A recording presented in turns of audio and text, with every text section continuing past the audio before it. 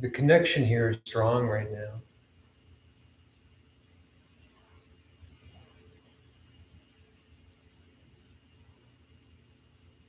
My connection with other dimensions is getting stronger. And sometimes it's overwhelming here. That's that's why it's sort of bittersweet um, leaving this place. And if you saw the previous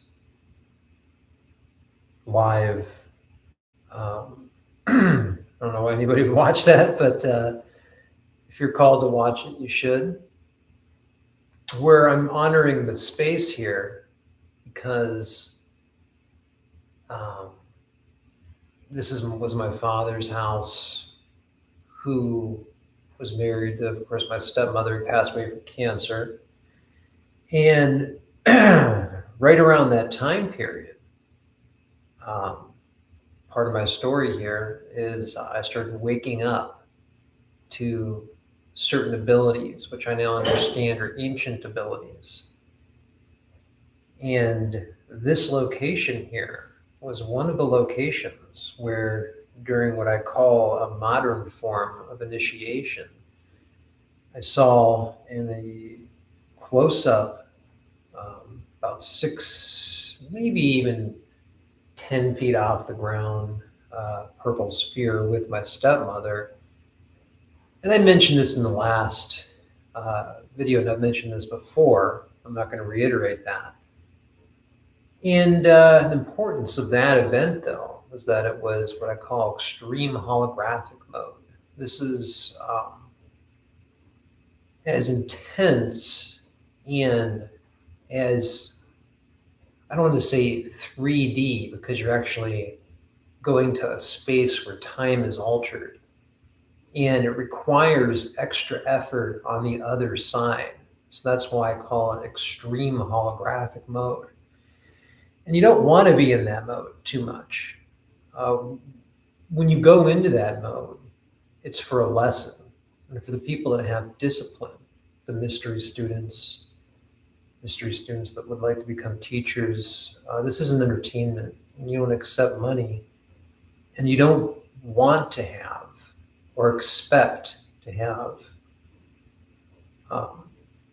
theatrical or situations where you have phenomenon right in front of you, indoors, or in this case, right out there, outside. And when it happens, part of the beauty of that is to embrace that moment and try to recall it. Yet, when you go into this mode, recollection sometimes is a little hazy, and what happened before the event and after the event can get a little hazy. It's also good to write this kind of stuff down after you have an extreme supernatural situation where there's something right in front of you. And you take the lesson of that and know what you saw, and don't try to make it happen again. Like after I saw that major event, it was related to my stepmother outside there, I never went back out there and asked for something like that to happen again. And of course, when you ask, that's all done inside the head. You don't say that out loud. And I just went out there and had a connection, not like that, a type that can be done anytime by teachers. And everything's just stronger, because I haven't really even went out there.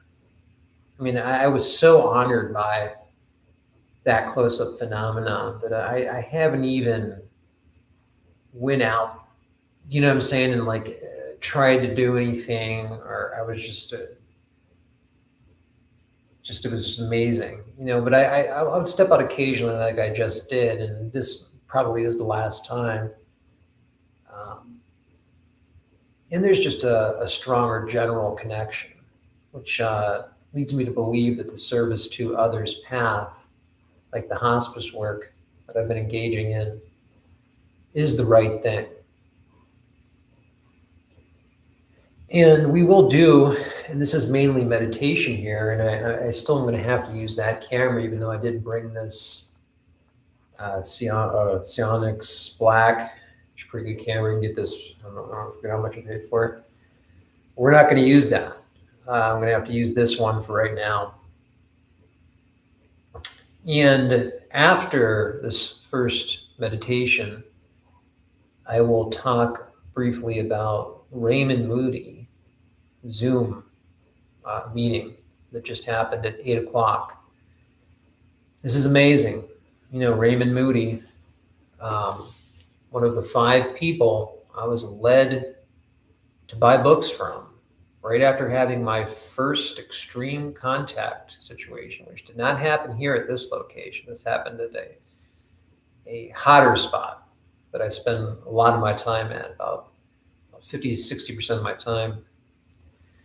This was one of the authors, along with Dave Wilcox. It was Raymond Moody. You know, I had this experience, and I walk in, and I start ordering a series of books. Raymond Moody, Freddie Silva, Dave Wilcox, Dr. Len Kaitai, Rupert Sheldrake. What is that about?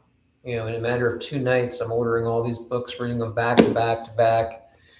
And then I leveled off with Steiner, where I'm really finding all that's sort of making sense through Steiner's lens. And so to be able to actually talk to Raymond Moody, which I did a couple hours ago, actually talk to Raymond Moody, was pretty amazing. You know, the man himself. Man's not a prophet or anything, you know, but he did engage in some experimental techniques in relation to reaching out to the other side. You know, like Dave Wilcox did something that was kind of risky with his channeling. Raymond Moody developed modern ways of scrying. Scrying meaning where ancients would lead people into a cave where there'd be a pool and there'd be some sensory deprivation, a lot of the standard old techniques to getting to a certain level of consciousness calibration. And after a time period, the shaman, spirit worker would take a group of people over and they would gaze in to this pool, and they'd be able to see spirits. And that's something that I just started to receive akashically after I had light phenomenon experiences and started to be able to do medium work. And things like that just started to come to me. Like, okay, I did this before. That's natural. Like, okay, they used to lead people into a cave. You know, this was a person that you would service. You know, and then the shaman would lead you deep into the cave. And after a time period, you would see a past relative or someone or a past loved one. And so Raymond Moody developed a modern version of mirror gazing, which would be a variation of scrying. That's the ancient term. Mirror gazing would be something that he did by designing this thing called a psychomantium. Involves a lot of mirrors, a certain placement. And I'm not going to get into that because that can also be a little bit psychologically damaging if you're not conditioned for it. But these are ways, these are people here, you know, that I was led to. Their books. After having a supernatural experience, which I then learned to calibrate and use to unlock spirit particles that are involved in service to others. So talking to Raymond Moody,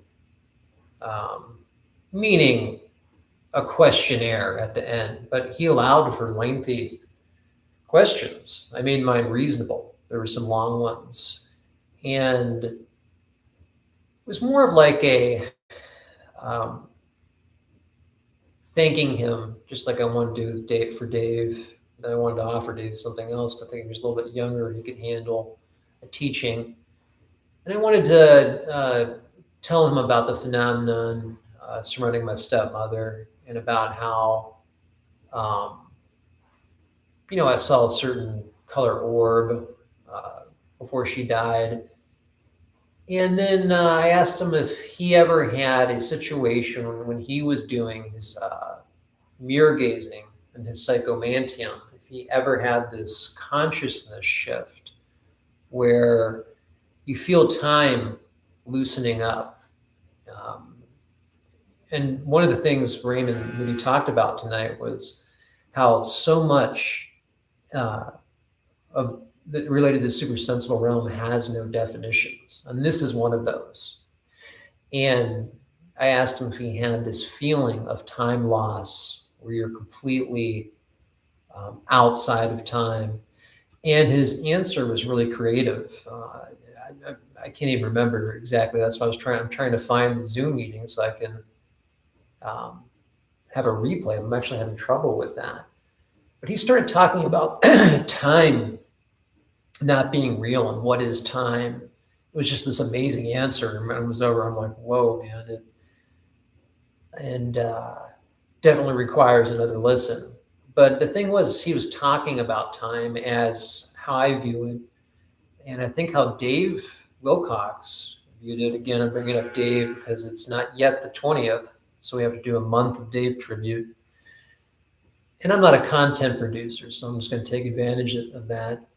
Content comes when it comes. And Dave would always talk about Kosarev, and Kosarev waves, and Kosarev waves meaning time waves, the substance of time.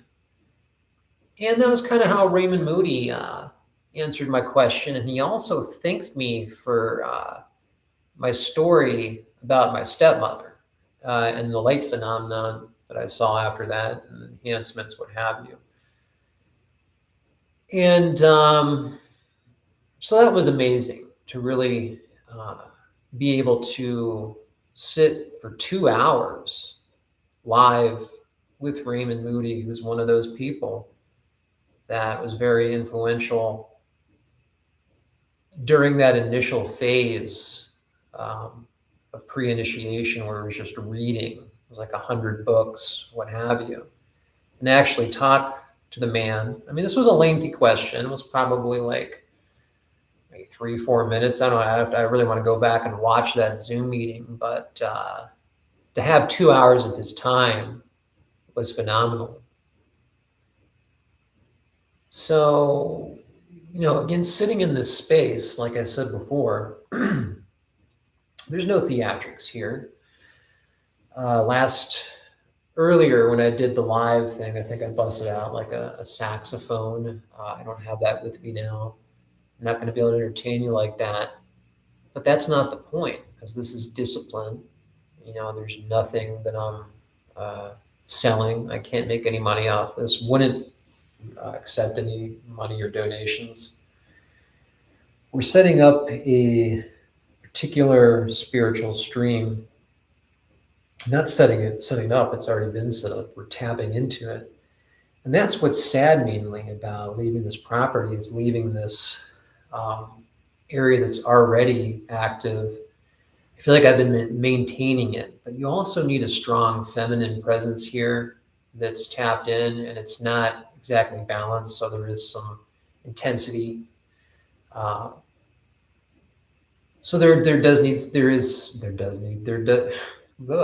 some leveling is necessary. And I wish the best of luck to the next people that move in here, because I'm assuming they'll be called to move in here, and they're going to need a nice male feminine balance for this area, because it's really strong. But we can tap into this and we can balance it out ourselves right now. And this is really important. This is a an amazing area here. It's right next to historical mansions.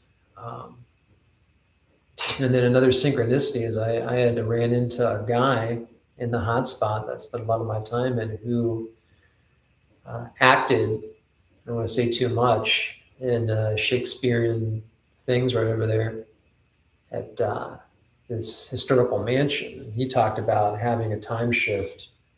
That's amazing. Like, I never even brought that up. And this guy just wanders around the corner one night, no one else around, starts telling me about a place a couple feet away from here where he had a similar experience with time. So that may be kind of a theme for this little session we're having here, because Raymond Moody and talked about time basically being a substance without actually saying it was a substance. And I could have chimed back in, but I was just like, I talked and I stayed quiet because my intro was kind of lengthy. I didn't want to butt into what he was saying. So I haven't done an intro meditation yet, and I'm going to pull out the mallet. I got an additional sound bowl here. Earlier I had the larger one. I forget what keys these are in, but if you're tone good, you'll be able to tell what keys they are. Get the blood flowing. I move around my legs when I meditate. I don't always keep them in lotus position. I jog a lot. I do dancing. And we have the Amfest here. This is the Amfest. This was appropriate for this location because my stepmom responded to it, and everybody in the room she was in while she was in her last hours responded to it and saw unexplained phenomena in various forms, whatever they can handle. Because when you're dealing with service to other peaceful guides, they'll never for a second, I repeat this all the time, do anything that would be remotely indicative of scaring you, like everything related to disclosure. And they immediately leave or get out of your mind, what have you. If you're even the slightest bit scared, again, that takes up everything you see involved in that script.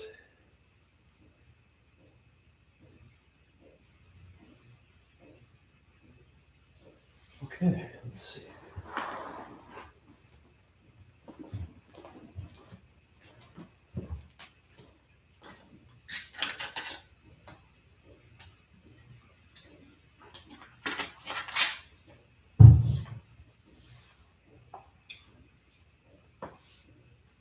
And we enter in to the special spiritual archetype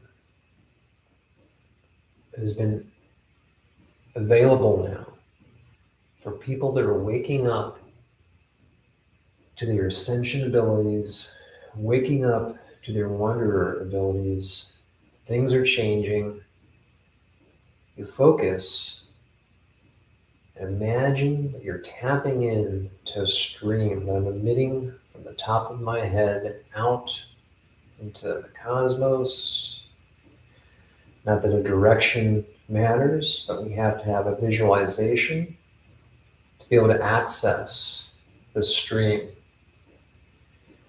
If you truly embody service to others, volunteer work, you can see yourself and everything else.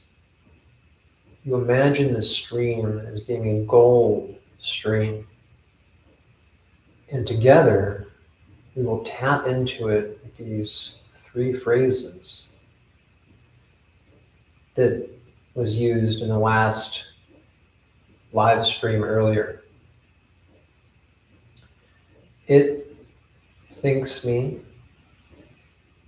It works me. It weaves me. Weave with a W, like a basket. It weaves me into the fabric of the cosmos. It, meaning logos.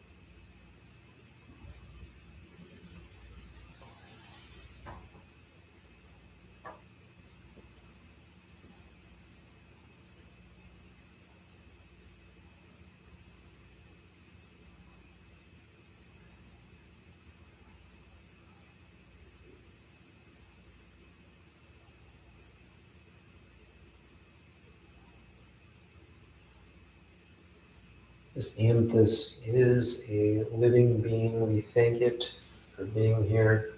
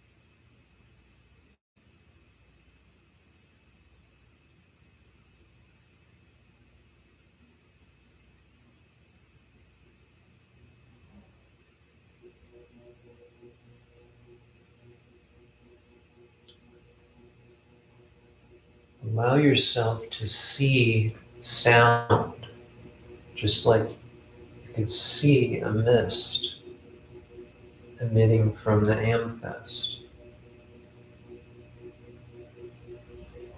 You can see the sound if you look close enough.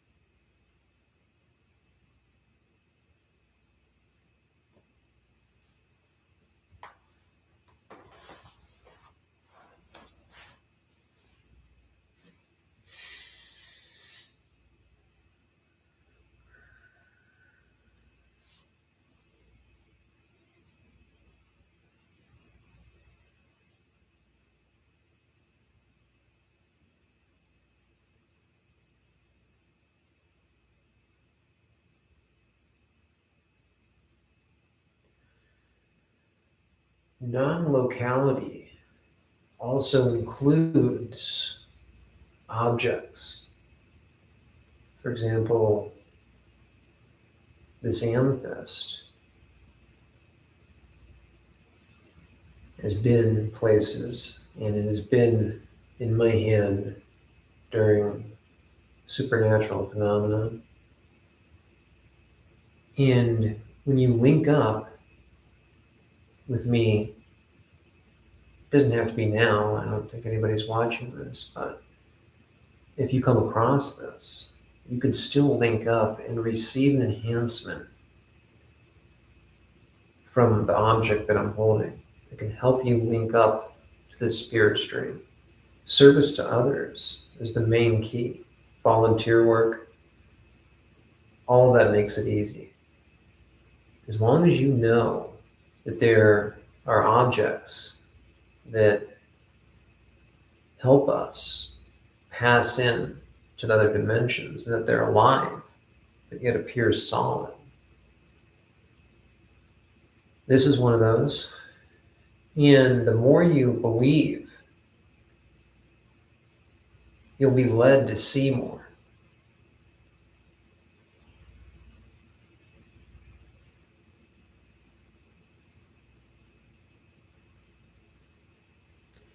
There are healing properties in this.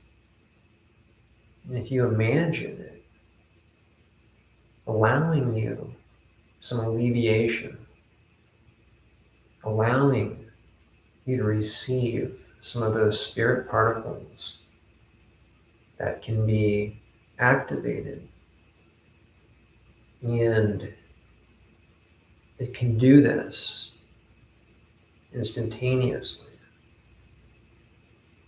And it's not a power, it's not this that's doing it. It's a mentality and trust, knowing that what I'm telling you is real, or this has been in my hand when I slipped partially into another dimension via having time waves, Khosrov waves, extracted. And Raymond Moody was talking about today on the Zoom meeting. He was talking about occurrences, this is one of my favorite things, of NDE related phenomena where you would have someone in this dimension experience either something like a life review while in this dimension, the same time the person in the other dimension was having, and that's hard to, I'm not going to get into the complexities of that. But what I'm trying to say is you can have someone here experience something that commonly happens as a residual effect with people that have NDEs. And the example that he brought up was like a mother who had recently lost a child, seeing them walking in a crowd, that clear as day, they saw them. And, as they get closer and they're not actually there. But it happened long enough for them to know it was them. And I guarantee you there was that time shift consciousness thing that happens. And I'm fascinated with that. I'm fascinated with how people can experience other dimensions rather, without actually having an NDE, and find out a way to put themselves through a modern version of initiation without actually going into a comatose near death state. And phenomena that surrounds deaths a lot of times can show you that there are other pathways to linking up in some form with the place where we came from and a place where we'll go again. And just like how you'll hear, let's give the same example again, where a mother loses, let's say, a son driving home, and all of a sudden the radio fades out for a minute, and she hears the son, and hears the son in a way that they commonly are heard or seen when someone's having a near-death experience, like when they're in that realm. There's an entity over here, and they're showing them the life reveal. Well, this is not that. We're talking about variations of things that happen to people, family members, when they're surrounded by people that have passed, recently passed. It doesn't even have to be that, but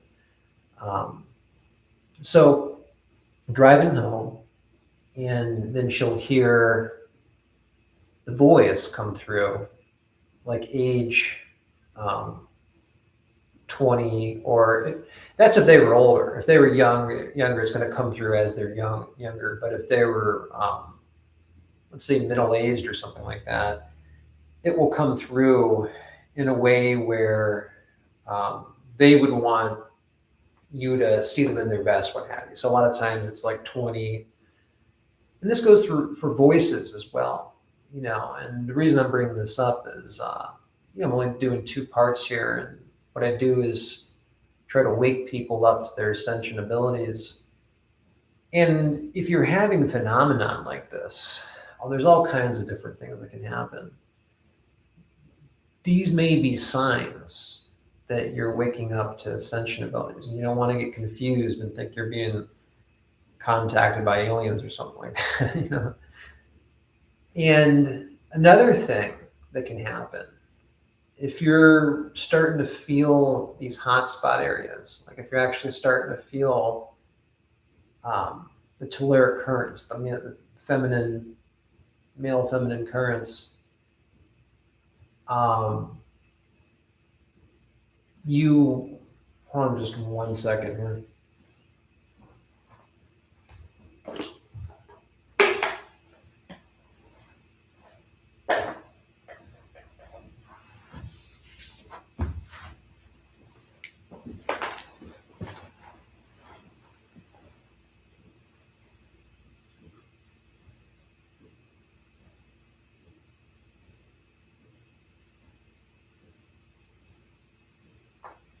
You want to look out for phenomenon like that.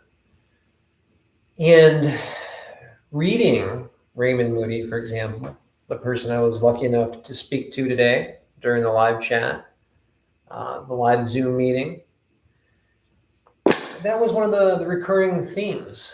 And so we were talking about the mother hears the son in the radio, a lot of times hours or so after the passing. Sometimes it'll happen when they don't know the person has passed yet. And they're like, why did I just hear my son through the radio? And what Raymond Moody brought up about someone seeing their past child in a crowd clear as day. And this goes back to what I asked Raymond Moody, is I believe anytime something like that happens, there's a type of time shift. Because there's always a time shift when I either initiate a supernatural phenomenon or see something that's initiated from another dimension that's catching my attention. And you feel drowsy, but not in a bad way. And I don't like to make this comparison, but anytime I've had an extreme holographic mode, like what happened right outside over there, it's like an MDMA type of feeling. And I've only done that a couple times, and it was like 20 years ago, but it's not a bad thing. And that's why it's important to immediately start doing some sort of volunteer work. If you're having phenomenon reach out to you, just to make sure that you can mediate the forces, you know what I mean? And it's really easy.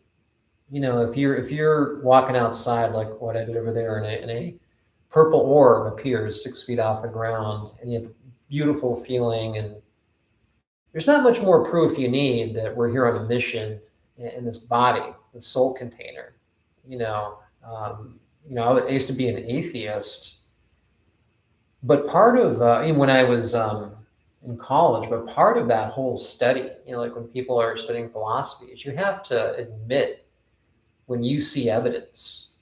And I used to think it was entertaining to watch like Christopher Hitchens, and they're old now, but back when I was in college, they were used in academic material, and watch these guys rip into the um, like Catholics and things like that. And now that whole atheist agenda seems ridiculous. Um, okay, I'm getting off track here. So Raymond Moody, that was great talk. Great being able to see him. We have a pyramid-shaped case here, which also is great to put your stones in, carry them around.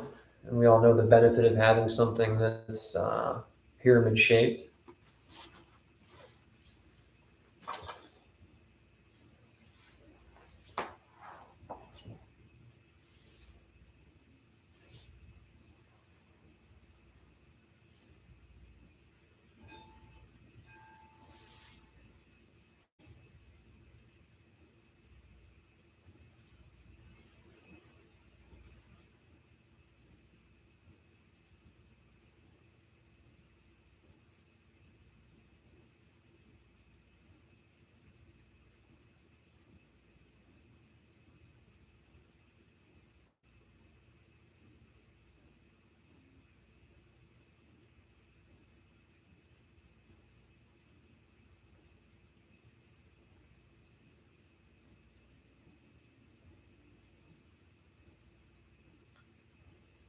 You have to be able to learn to embrace silence.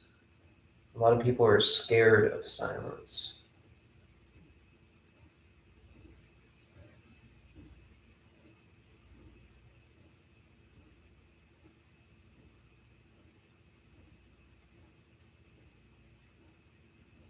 Earlier, we were narrowing down the sounds and concentrating on the breath and using sounds in the surrounding environment to slowly switch your consciousness and have it remove the debris from your mind waves so that you can tap in to this golden stream that's happening right now, that I've set up and helped maintain at multiple hotspots, and to access this and to feel healing from this. We have to clear it up, clear up those waves. Earlier, there were birds to use as a subtracting factor. We were able to subtract everything but the birds. Now, unfortunately, there's machine noises here of the washer and the dryer. Yet, within those machine noises, we can pull out the natural noise of water running.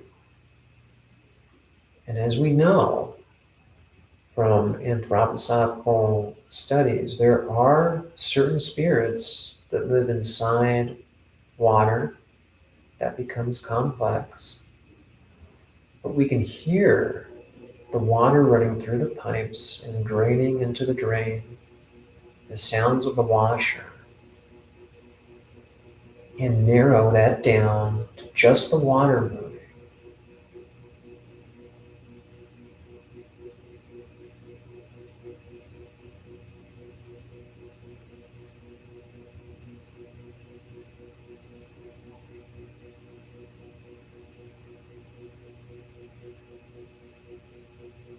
So we were talking about other ways towards the light and how people who are either near hospice patients or family members that are sick or simply waking up to their ascension abilities to be a light worker and work on a consciousness grid that's fragmented, they will encounter supersensible phenomenon similar to what surrounds near-death experience.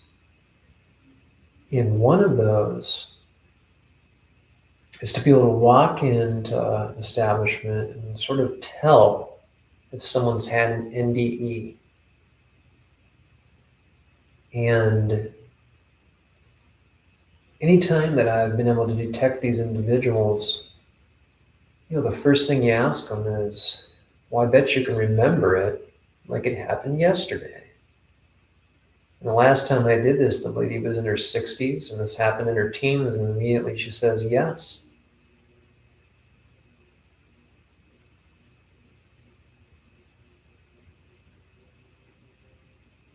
Understanding that connection is vital to moving your planet into the first phase. The first phase, which is to become spiritual, and there is no problem of evil in the sense of it's maintained, it's understood, but it's never out of control.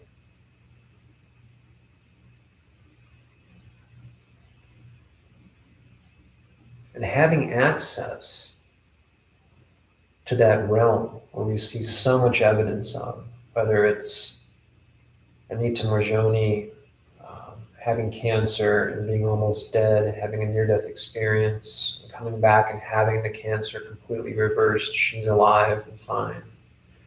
Or it's simply someone, the common case, floating out of their body and being able to tell people what's going on in a room or in the next room or up on the roof. Remote viewing.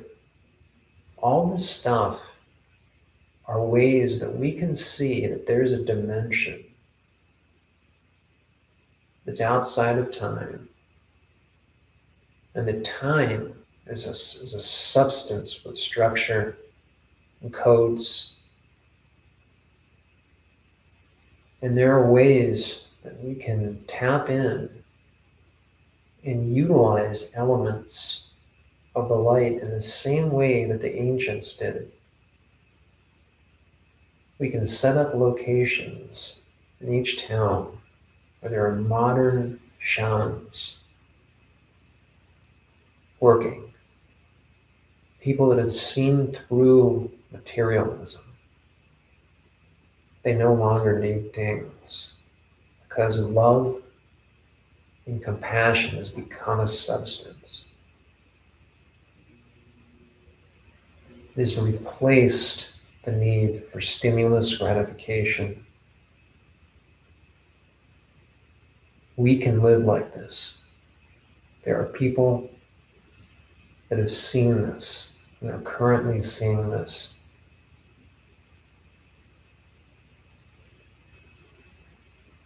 Within a town, certain groups of people would heal, show proof of the soul, instantaneously. There's no charge.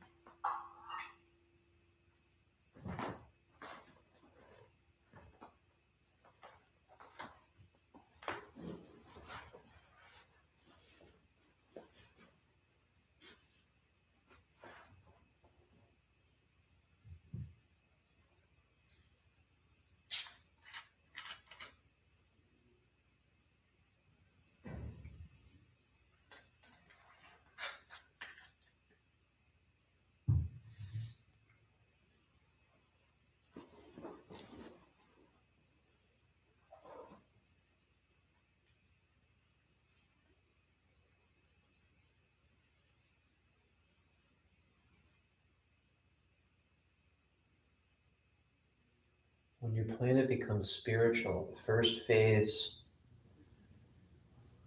the workers, once they fix the consciousness grid, will no longer have to worry about military craft flying over them when they have certain thoughts that link up and open up portals. There will be no more harassment.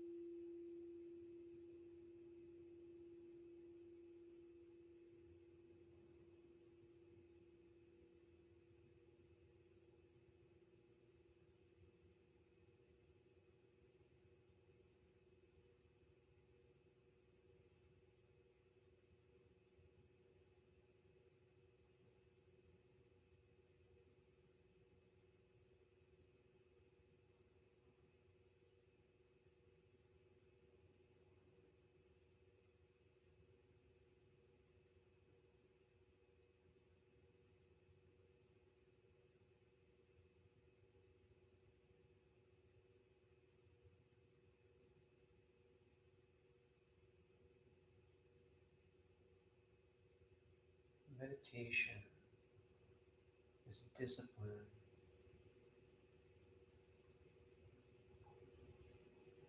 You have to be able to turn off your devices and not respond to bells for extended periods of time. And not worry about outside contact.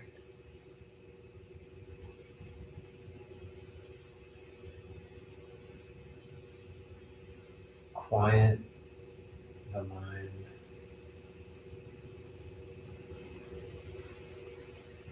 Clear your mind waves. Think gold. Gold consciousness stream.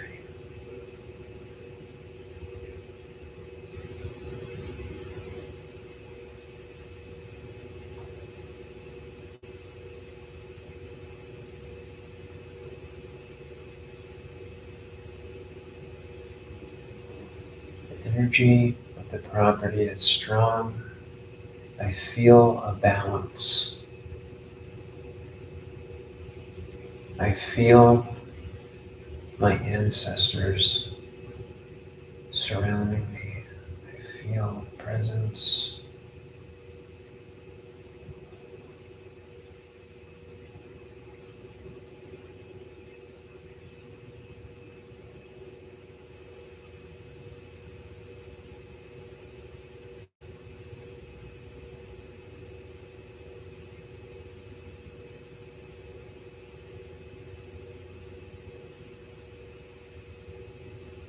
I no longer care about things.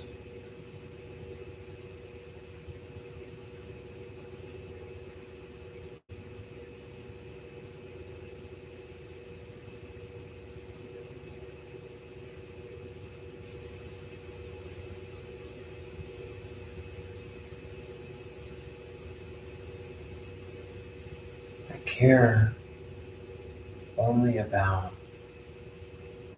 love and compassion for all, not material items, material concerns.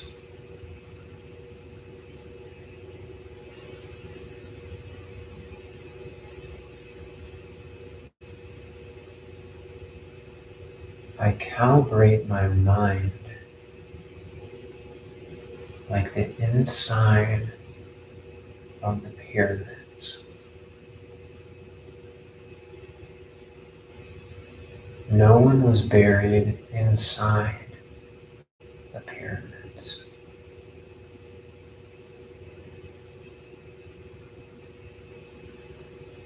You calibrate your mind.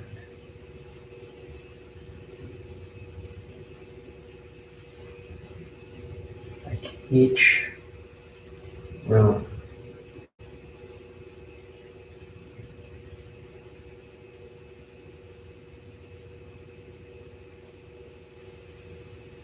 the sarcophagi was not meant for burial.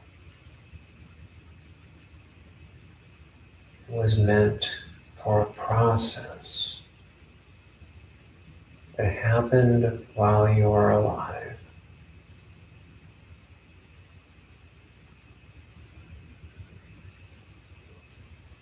We no longer need to go into a comatose state for 3 days with a priestess watching over you. You can engage in modern initiation by yourself. It takes about 900 days.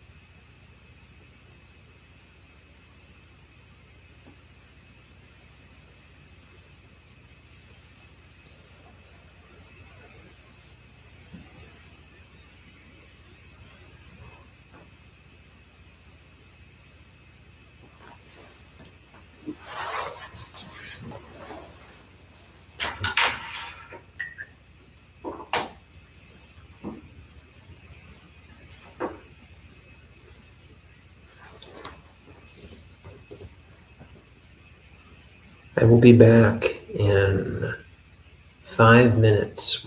I have to change my laundry over.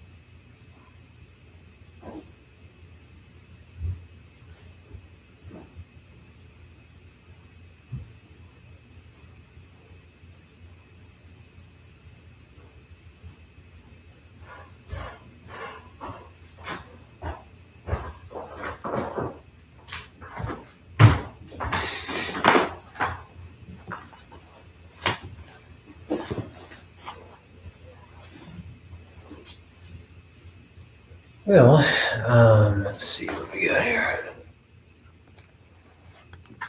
Who's this here? There's somebody down here.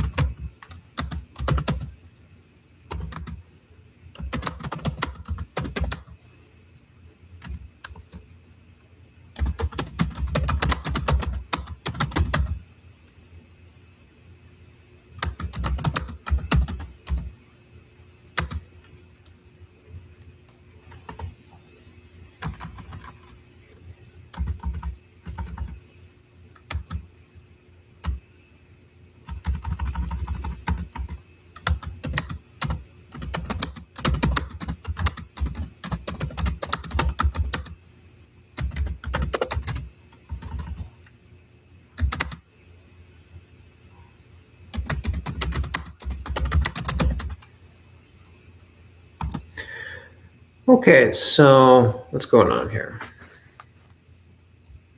Did I knock myself back out? What's going on? What am I doing?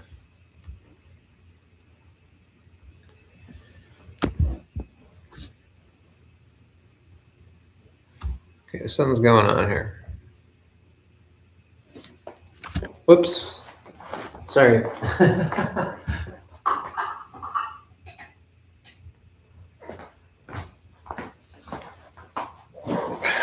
Sorry about that. Okay, so there's no theatrics going on here right now. What's happening is we're sitting in a location that is a active hotspot. And just sitting here right now and linking up and knowing you can link up with a like-minded person is doing a couple of things. One, it's contributing to honoring Dave Week, Mr. Dave Wilcox, and who believed in non-local instantaneous connections.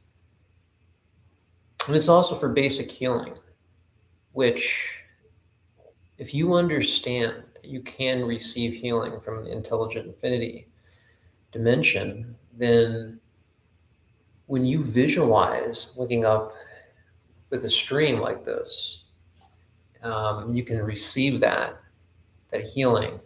And it's amazing when you start to see how easy it is to link up with a like-minded person and start to wake up to who you used to be and give your life a whole new meaning. You have a new mission to spread love and compassion. And one of the first times I realized the beauty of service to others was, and I'm not trying to highlight myself in any way when I bring up this particular moment, but it's really important.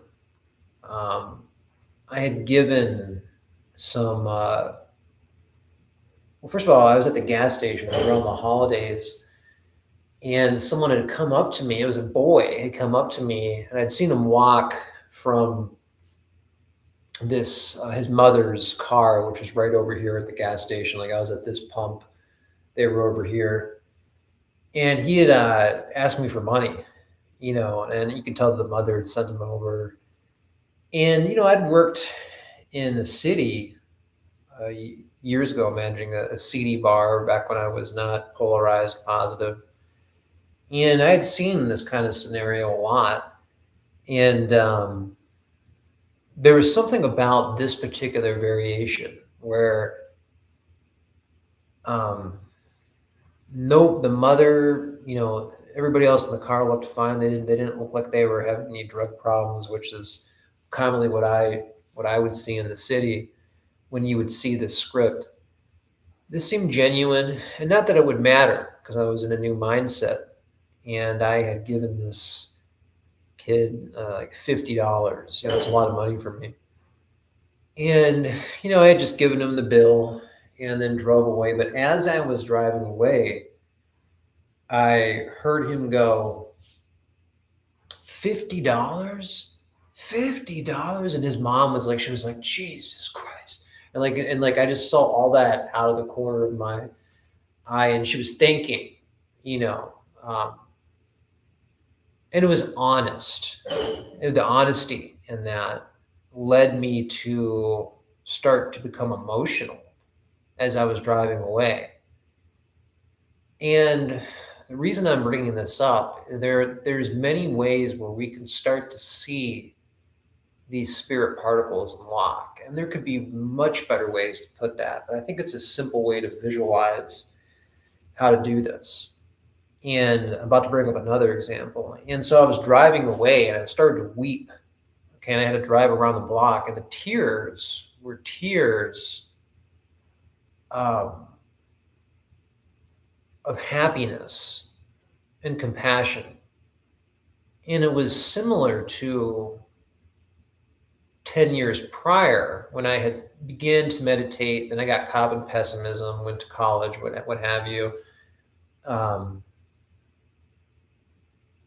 Where I was doing Ram Dass meditations. And I remember one time when I really got deep into probably one of my first meditations, I was using guided Ram Dass meditations. And I looked over at my cat at the time, and I started weeping. I had this connection to just love and compassion. And one more thing about my stepmother passing too, because this is fitting, because this is the house that she lived in, is when she was on her deathbed, she would say things to me that everybody else really couldn't handle it. She didn't want them hearing because I was like a supernatural person at the time, right? I can handle this. And she's like, I can feel the love, the love. And like it was like a substance or something. She's like, I can't explain it. I can't explain it.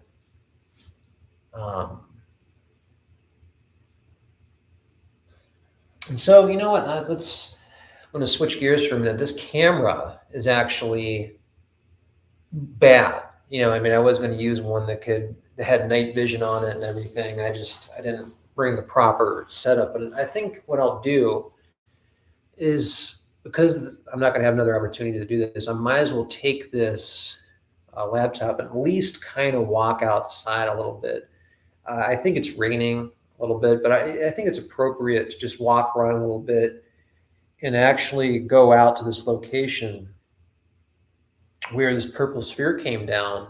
And when things come down in that type of mode, it has to, I'm not saying it has to, because I'm not an expert in this or anything, but it seems like if you have a property that's set up geometrically on a male, female, telluric current, what have you, that type of phenomenon can present itself easier and in a much more visual, I don't want to say theatrical or entertaining, but in a more visual manner. But I'm just going to pick up this. I'm not trying to entertain anybody. I'm just trying to honor this area. And let's just kind of walk around, at least walk out here. And so what happened was I went up these steps. Oh, you can't see it, but hold on, let me turn on this light. Hopefully I can keep my connection here. So that one night when I saw this amazing phenomenon, I, in a haze, came up these steps here. And this is when, my stepmother, she could barely walk. I would never do this to get her to come down those steps unless there was some particular important reason. And this thing, I just came and got them. I don't even remember them coming down the steps. I don't even really remember walking over there. I just remember going outside, and instantaneously there was this amazing purple sphere 6 feet off the ground. So we came over here. And I told them, we need to go out there. I had no idea what was going to happen. It overcame me like I can't even explain it. I walked right out here.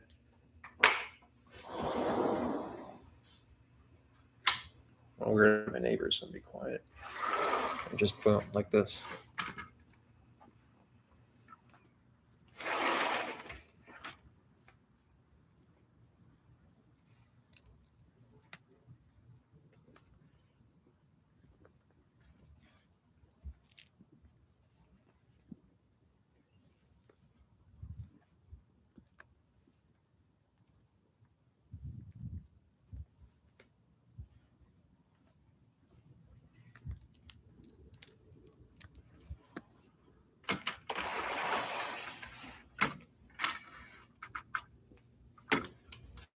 Okay, yeah, it's like drizzling rain out there. I can't have this rained on. So just walking around.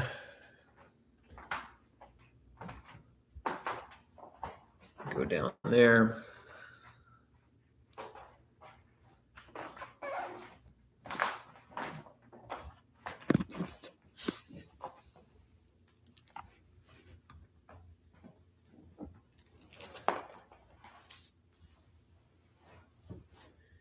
Again, just being in a space where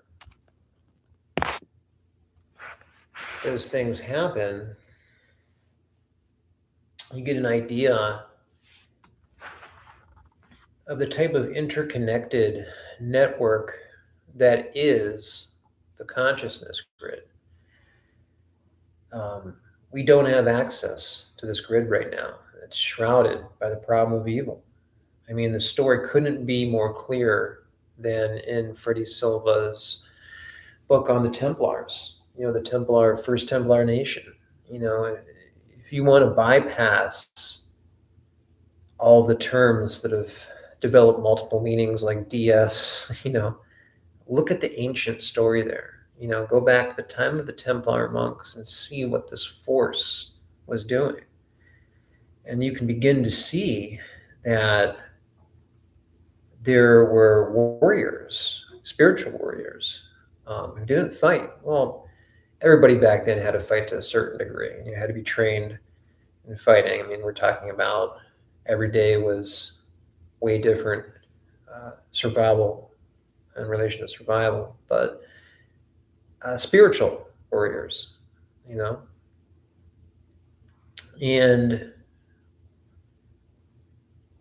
we can sit here and I'm going to do another meditation.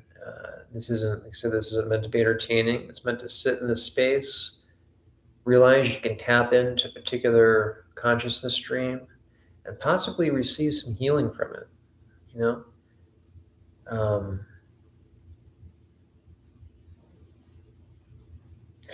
I have received healing in a couple different ways, but sitting in a place like this and stepping outside, doing a certain thing, I've had an infection disappear from a tooth that was impounded. Now, does that tooth still need removed? Yes. Was there a dangerous infection that a Z-Pack couldn't even take out? No. And that's important because I had a impounded tooth. It has nothing to do with hygiene. It's where the one tooth grows into the other one. It happened on this side. Had its surgery, and they took an x-ray, showed it to me, and said the same thing was going to happen on this side. And it did. Started to happen. Began to see light phenomenon. And apparently, if you are beginning to see light phenomenon and establishing a connection with another dimension, there can't be an infection in your head. So they removed that. And the reason why I said a Z-Pack couldn't take it out is because on the opposite side, when the same thing happened, it got so bad that oral surgery was the only. It just doesn't go away. It's impossible, And on this side, after experiencing this phenomenon, that went away. Now, do I expect something like that to ever happen again? No, but it did happen, right? Just like when you see moments like what happened here at this location that defy any explanational, and not just that, but the way you feel. And that's something that they don't like to talk about that much, apparently. Let's say with disclosure, because what we're seeing right now is the whole disclosure movement is trying to hypnotize people into thinking something else is happening, and they don't like to talk about how your consciousness feels when you're around supernatural phenomena. And I never point people out, but just for one quick second, there was a certain character, Chris Bledsoe, who was captured worshiping a SpaceX launch. And so they want you to see stuff like that, because when you've had a supernatural phenomenon happen to you, it's inside your mind. And that's like 70 to 80% of what you remember is a particular shift in your consciousness. So you would never mistake a SpaceX launch for he was thinking God, thinking it was a spiritual angelic entity. It was all recorded, so it completely invalidates him. He's someone who's been hypnotized and deep state puppet, what have you. And so that's really important. And in your pop culture media right now, and the reason why I'm even doing videos, because it's such an emergency, is they're flooding you with examples of what they want you to think when you encounter unexplained phenomena. And they are very careful to not talk about any of the attributes that are related to peaceful entities. And,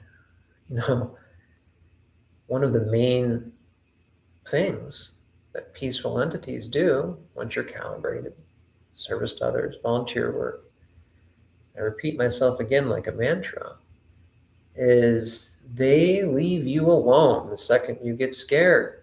Now, if you're a mystery teacher or mystery students, you have to go through different types of initiation process. And to be a mystery teacher, just like Rudolf Steiner talks about, this is the one about initiation, modern initiation, this book here. There's collected works. Is you have to go through something. I'm going to quote Steiner here, which is called Witnessing the Guardian of the Threshold. And you got to look at bizarro disturbing entities at least 8 times. It can be in picture form, luckily.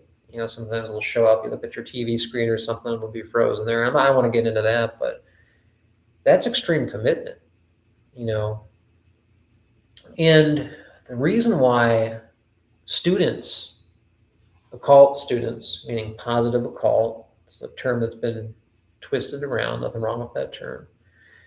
They have to see that because it also helps them realize how easy it is to stay away from that stuff, And once you go through that hard, for me, it was like, maybe it's more like 700 days. I don't know. It feels like an accomplishment when you can break in to the next level and master your mind and realize that you can keep away all negative energy by just clearing your mind waves.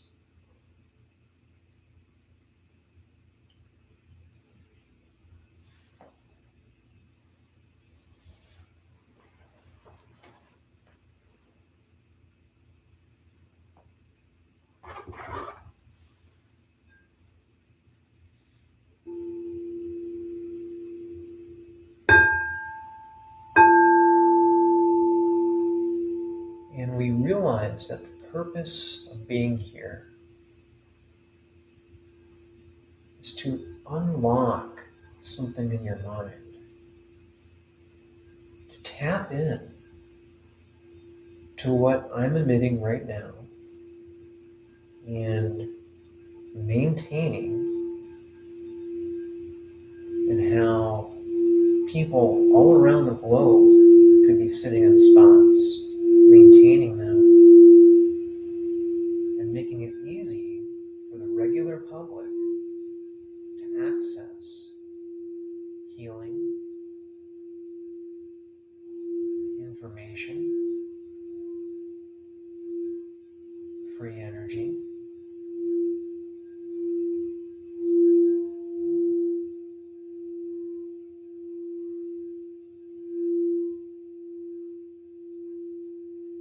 Betty Shine, the psychic,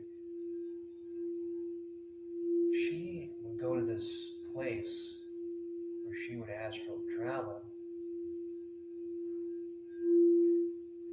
I can't do that. But she would describe colors that we don't even have in this dimension.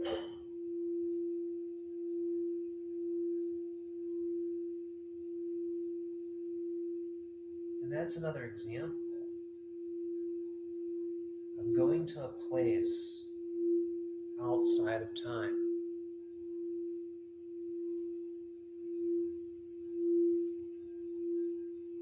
When I was 15 or 14, I had taken some LSD, and afterwards, I could see what I thought was air permanently.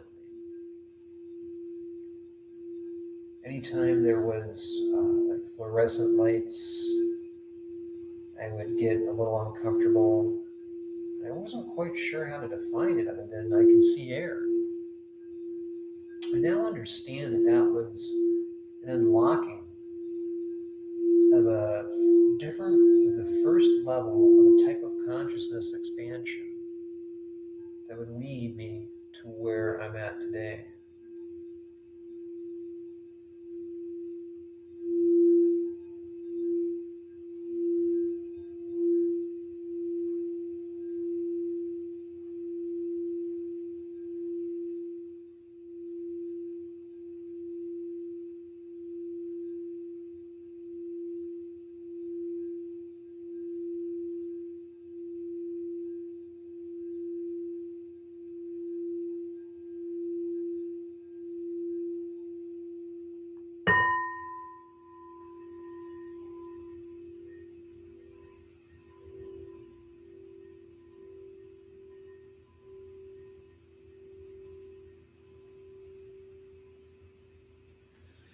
Now we will attempt to head to the garage and smoke some cannabis. Hopefully the connection will stay.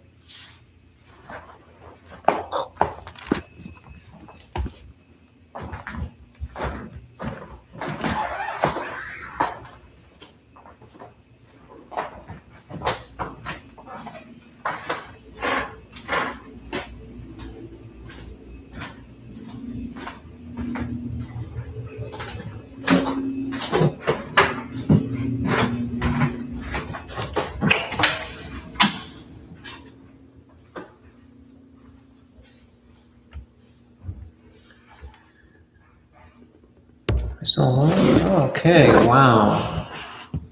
In the garage.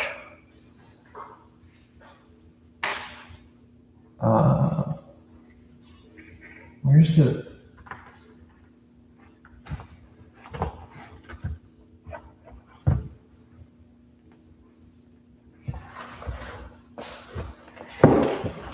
Oh, here it is.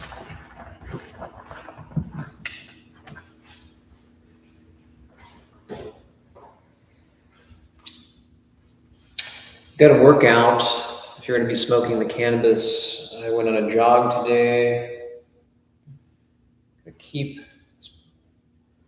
It's good to play woodwinds as well. Keep your lungs conditioned. And the concentrate, which I don't recommend, you only got to take one hit, it's like 75%.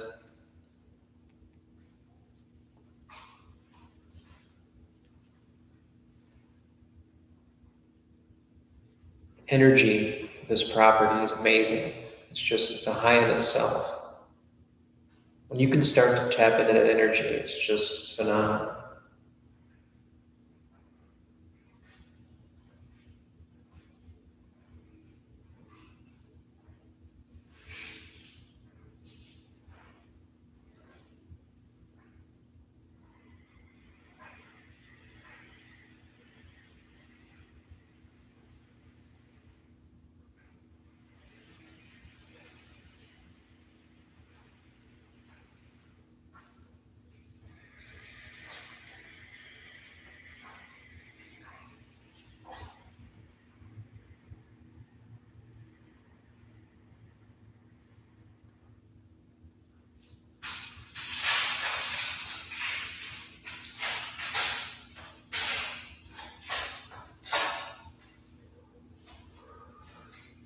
I think that was an Irish Jid.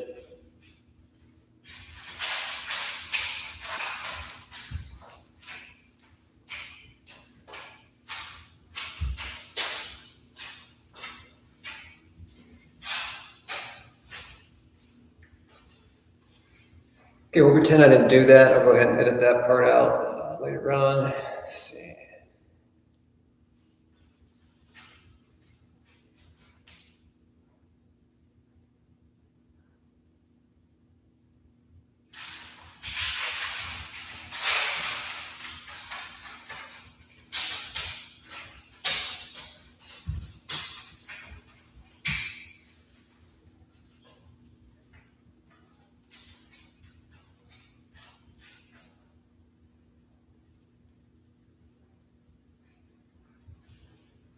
The Puffco Peak.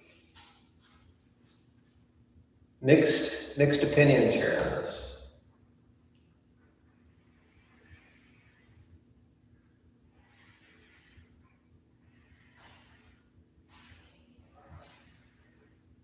It's more like 5 hits, but whatever.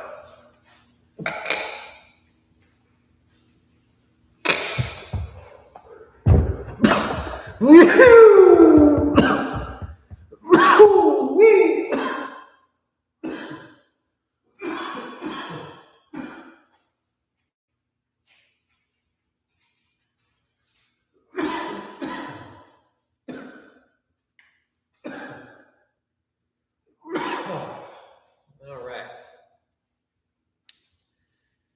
That was fun. Okay, so I got that's the only thing about smoking concentrates is you get the goo. That soaks in, that's fine.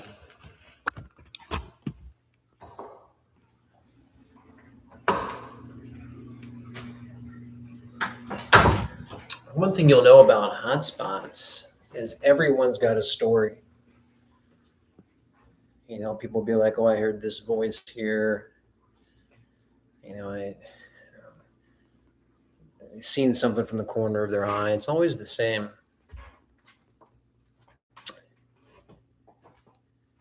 Yep, it's good property here. We'll walk down the steps. I miss this place. Yep. Here's the light. We got here. This is a Beatles collection. Got some good Beatles. We got here. This big Beatles fan. It's all Beatles. That's cool.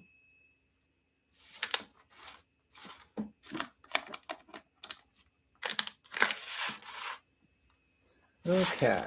Oh, wait a minute. Got some Dan right there. Oh, I got some Dave Brubeck.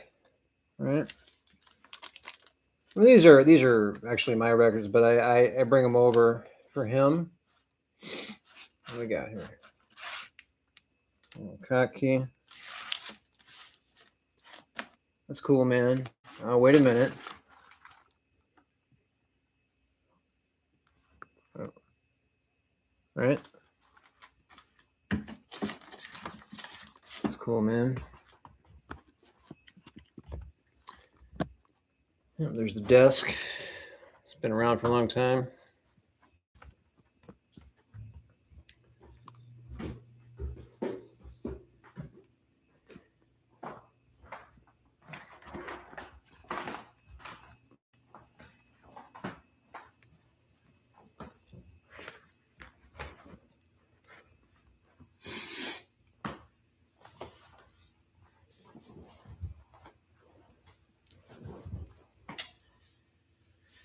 All right, well, it's Saturday, and I did absolutely nothing, but that's fine, because I'd rather be here,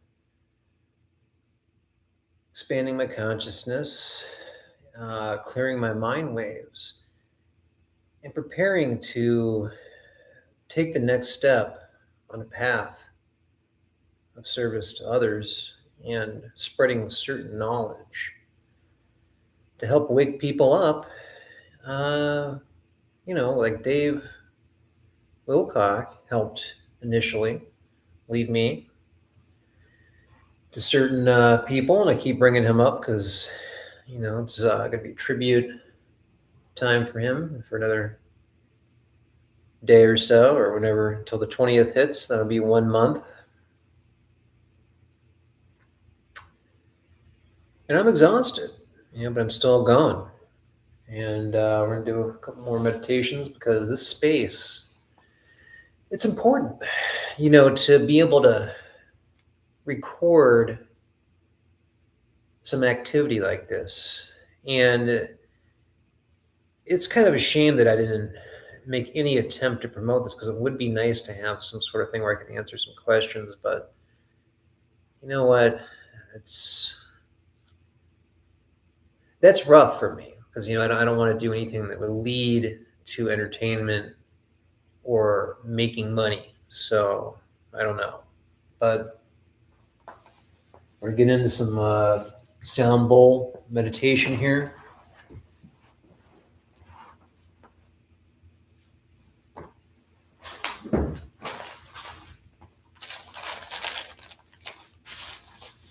Got this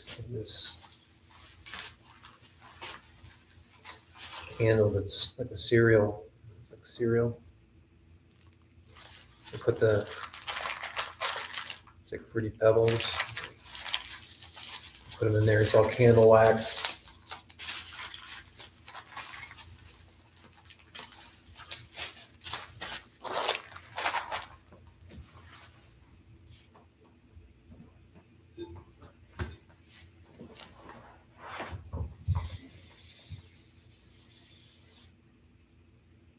So this has been a great closure to this space. We spent some good times here.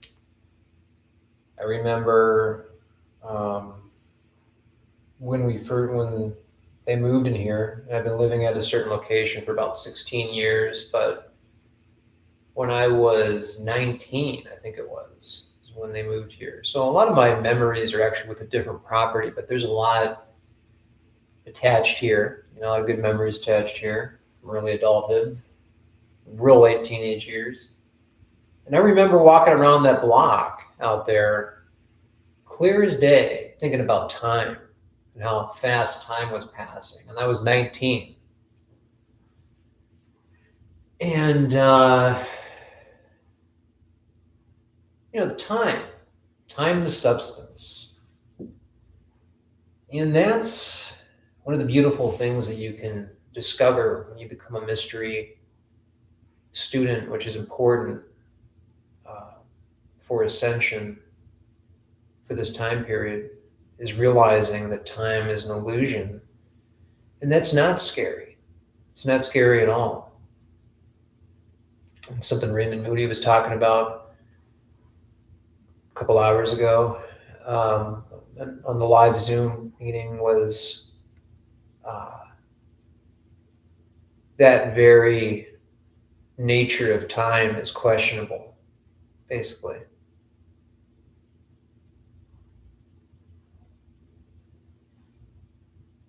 And it's easy to see this.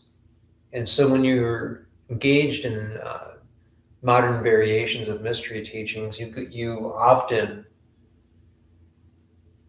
will experience your consciousness going to another level until it's to the point where you're living in a way that would normally be perceived as someone who is like under the influence. Like it's like you're swimming in this aether, literally, and you have to get used to it. And that's why it's important to embrace the ascension calling. If you're having these feelings, if you're starting to see a phenomenon, if you are predicting events that are way more than just little things, if you've warned somebody about something and then later on they've called to thank you, it's, because you saved them from getting on a flight or something that would have wrecked, or, the basic stuff. This is real. And the reason why you want to embrace it, if you really want to help out, if life has stopped making sense in the way that it used to when you were reaching for material concerns, it's important to embrace it because it takes a while to be able to go through these stages. And if you want to go full bore, to be able to hold on to your sanity, it's going to take a couple of years, and you don't need to do that. But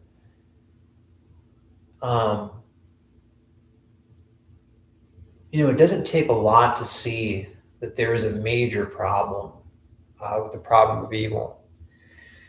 And even though we know from a basic moral landscape what hurts others, whether it's physical pain or psychological pain, we continue to do it. And not only do we continue to do it, but we look for validation. I'm not going to go there again because I made a couple videos about that recently. We look for validation in laughing at others. If we can, and people are seeking the validation so much that it's suspicious. It's suspiciously tied to stimulus gratification. That's why I thought it was important to point out how you have two different types of comedy usually. One is abrasive, where you're making fun of a person, and another is like slapstick, where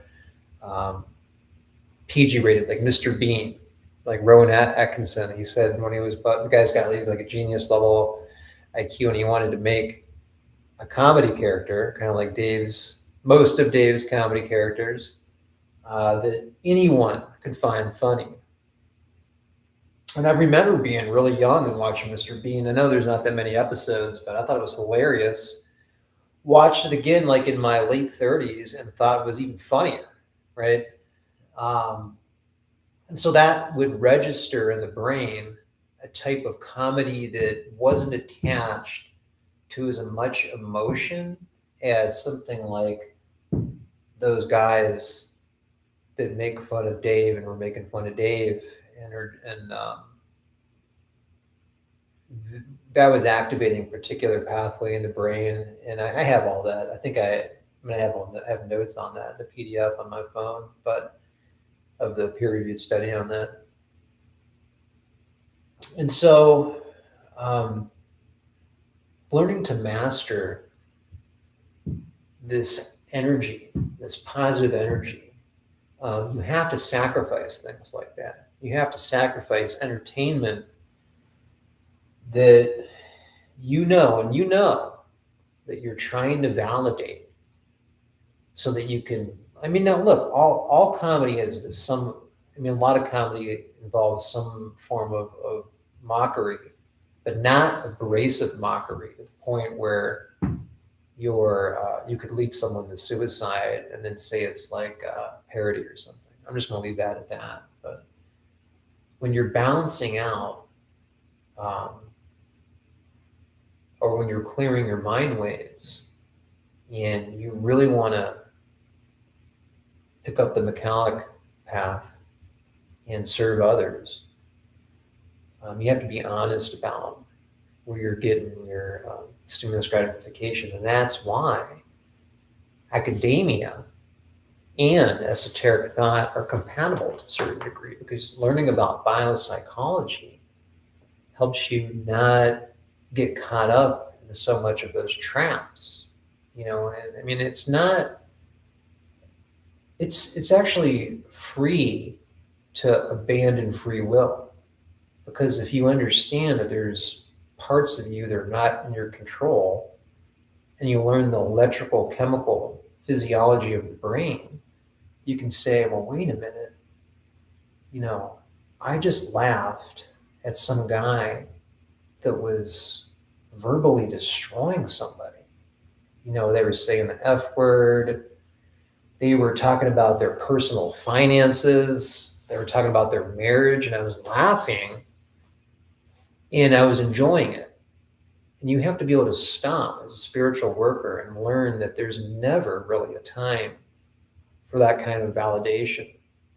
That type of validation, which then leads to that electrical chemical response in the brain, as I was talking about, when you're making fun of someone and laughing at their downfall and their financial problems, you're activating a certain pathway centered around the amygdala and the hippocampus that registers all kinds of different emotional memory responses. That's a ridiculous generalization, but not ridiculous, but that's just like, that is a generalization. I think explains it. So get into meditation here. Not going to keep this going on for too much longer, and get that going. And once again, we ask to enter into a spiritual stream that I have set up in this area that is tapping into a modification of what someone like Rudolf Steiner was working on, people like the Templar monks. And we repeat Steiner's series of words that I have been using for years now and was taken from one of his lectures, which can be found in the collected works Esoteric Lessons. There's, I think, 3 volumes available. Most of the stuff I think is free online, but I like having a hard copy. You're also supporting that foundation when you purchase a copy of the book. And he uses these phrases. We're going to use these three phrases before we engage in this next meditation with sound bowls.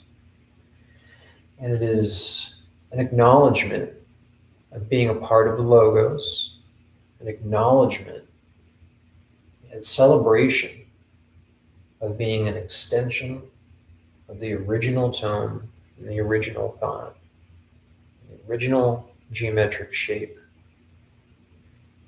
And we say, it thinks me, it works me, it weaves me.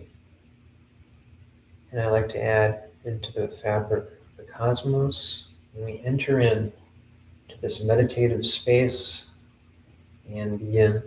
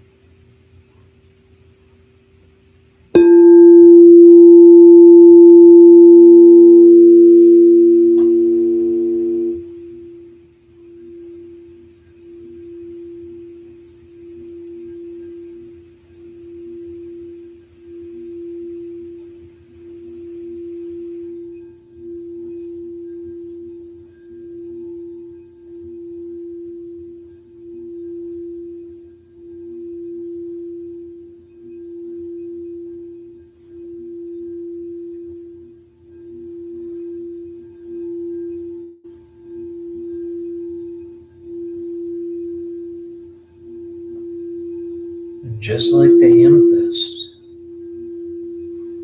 there is a way to begin to see the sound,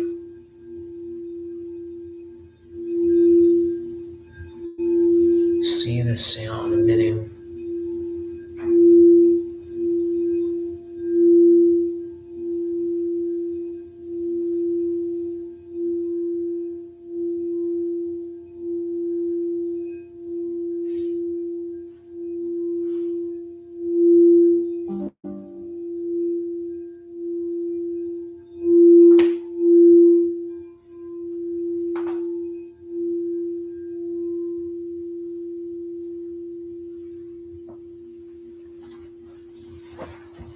after I look at my charger.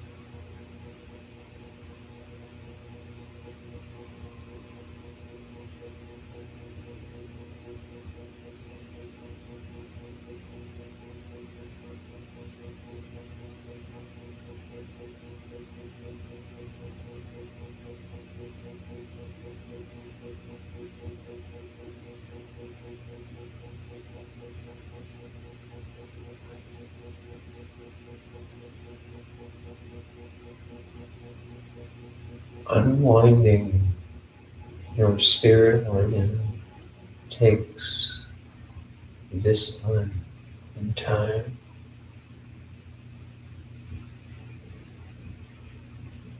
Moving to another level of consciousness is a way of life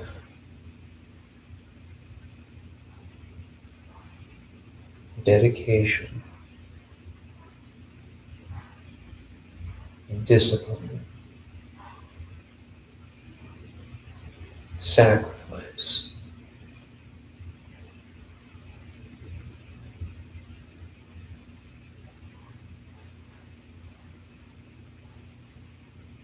I clear my mind of unnecessary waves, invasive waves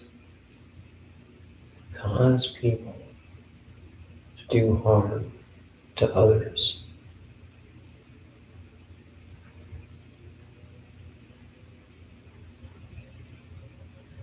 I unlock the pure,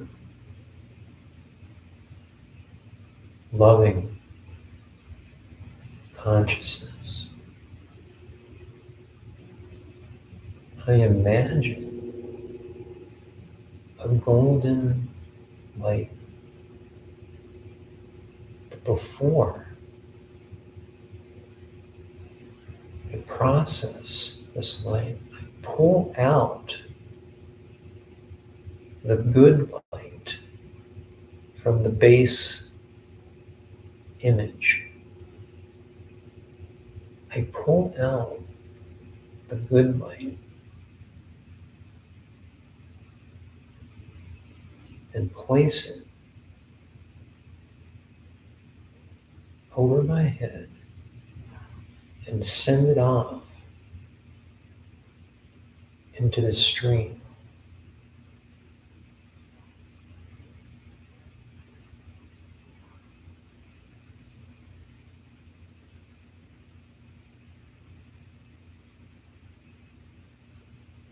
I receive information from the ancient library.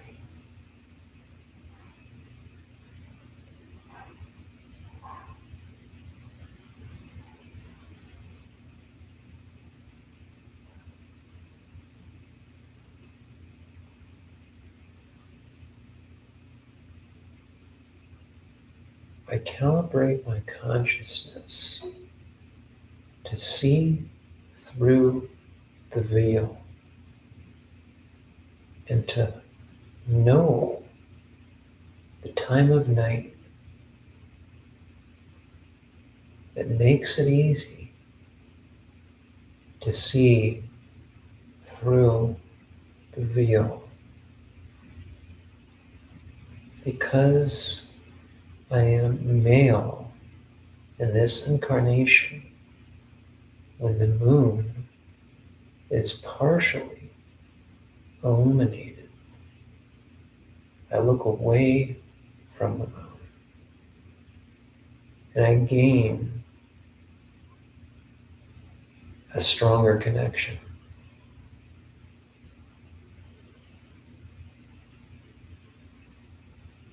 Women can look at the moon and receive a stronger connection when it's full.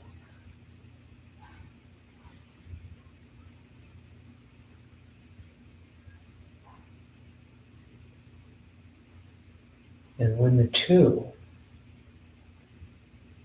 are properly aligned, a portal opens up and access to the cosmic combination realm is granted.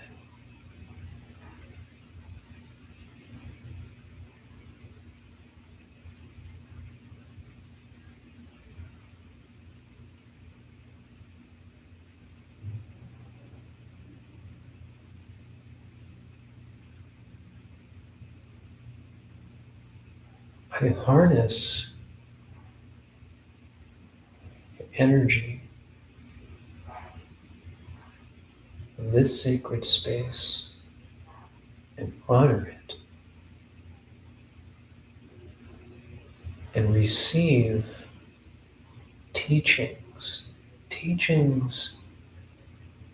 that don't even have words to describe.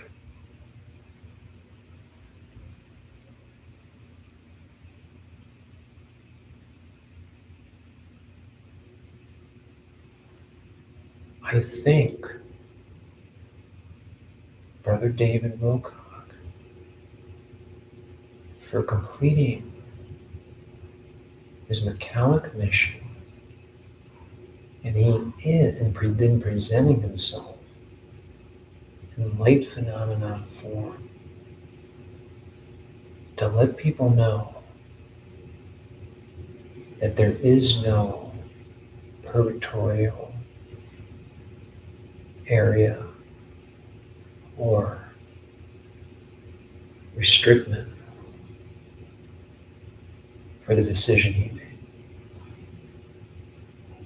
He is with a cosmic family that I have seen in the shapes and the light, colors, and symbols and alignments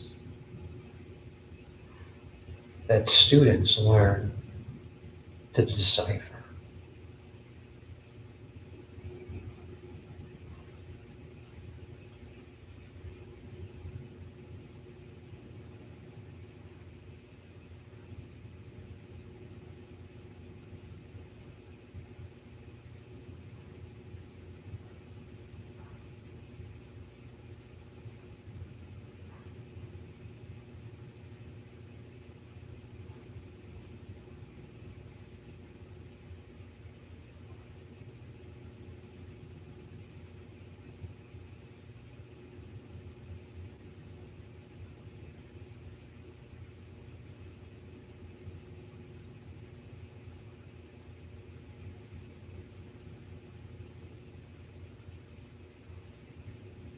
I feel comfort in the atmosphere, an extra degree of comfort.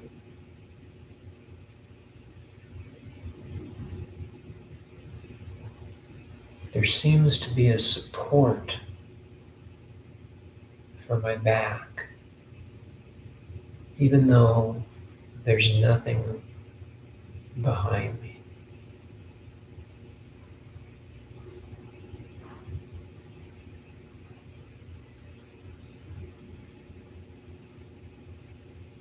I feel myself moving outside of the soul container.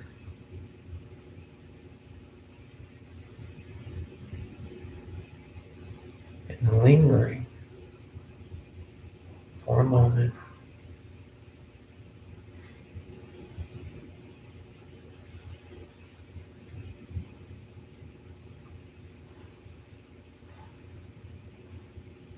And then sinking back down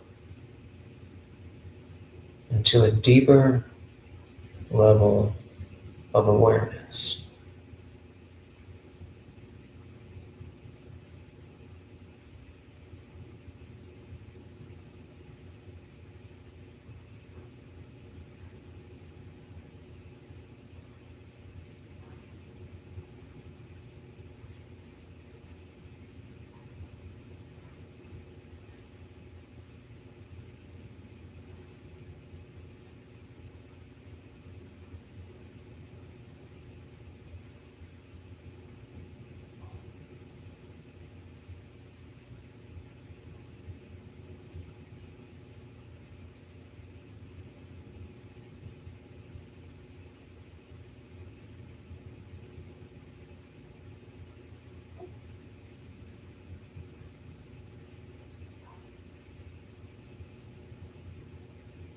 I strengthen this location. I teach others how to strengthen location. I strengthen this location.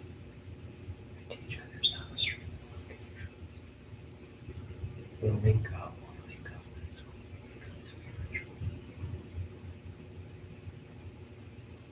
Step into the space.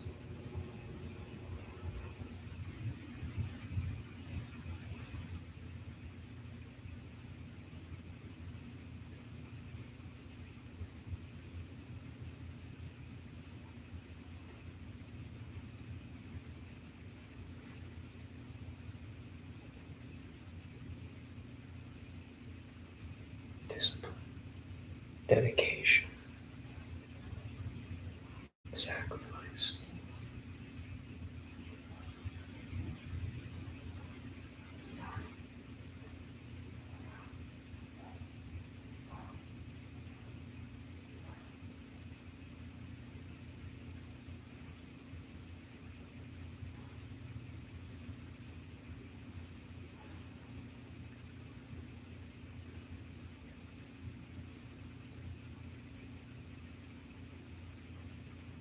My spirit organ is unwound.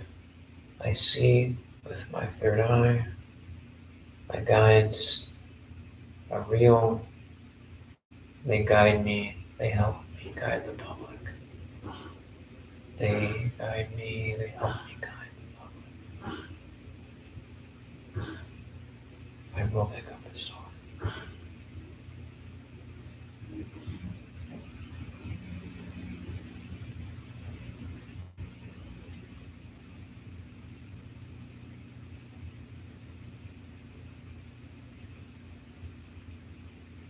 Help me help people wake up.